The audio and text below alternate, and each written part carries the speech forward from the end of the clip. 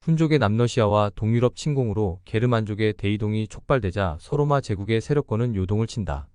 갈리아에 진입한 서게르만 계열의 프랑크인들은 세력을 확장하며 481년 프랑크 왕국의 메로빙거 왕조를 개창한다.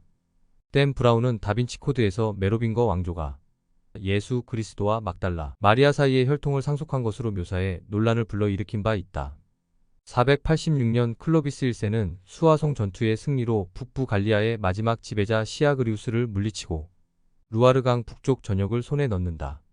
로마 카톨릭을 도입한 클로비스 1세는 파리를 프랑크 왕국의 전략 거점으로 삼아 서고트족을 물리치고 남프랑스까지 주도권을 거머쥔다.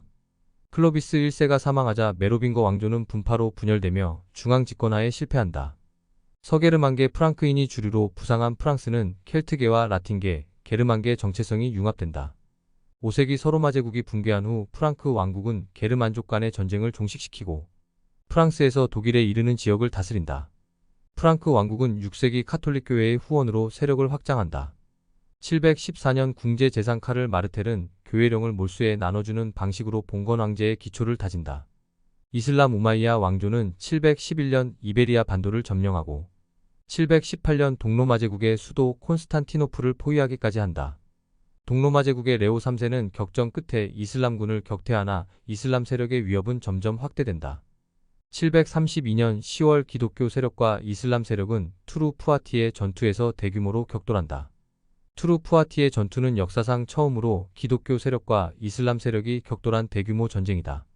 프랑크족과 안달루시아의 이슬람군은 현재의 프랑스 북서부에 해당하는 루아르 강과 앙드레 강을 사이에 둔 두 도시 투르와 푸아티에에서 결전을 맞는다. 카를 마르텔은 역대 전투를 통해서 이슬람군이 보병이 밀집한 팔랑크스 형태의 견고한 진지의 공략에 취약하다는 것을 익히 알고 있다. 팔랑크스는 장창으로 무장한 중장보병이 야영과 행군, 전투 중에 취하는 직사각형의 대규모 진영이다.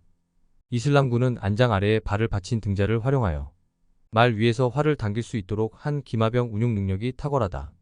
카를은 3만 명의 갈리아인과 게르만족으로 병력을 구성하여 견고한 팔랑크스의 보병 밀집 진영을 갖추고 숲을 이용해 병력을 언덕에 숨긴다. 8만 명의 압둘라흐만 기병대가 나무를 해치고 언덕을 오르며 돌격하자 카를의 보병은 검과 도끼로 이슬람군의 병사와 말을 동시에 공격한다. 유럽의 추위에 취약한 이슬람군은 10월 10일 압둘라흐만이 전사하고 부족 파벌 간의 내부 다툼까지 겹치며 7일 동안의 교전을 끝낸다. 이슬람군이 전리품만 챙긴 채 후퇴하자 이슬람 세력이 피레네 산맥을 넘어오는 일은 레콩키스타가 본격화되기까지 사라진다.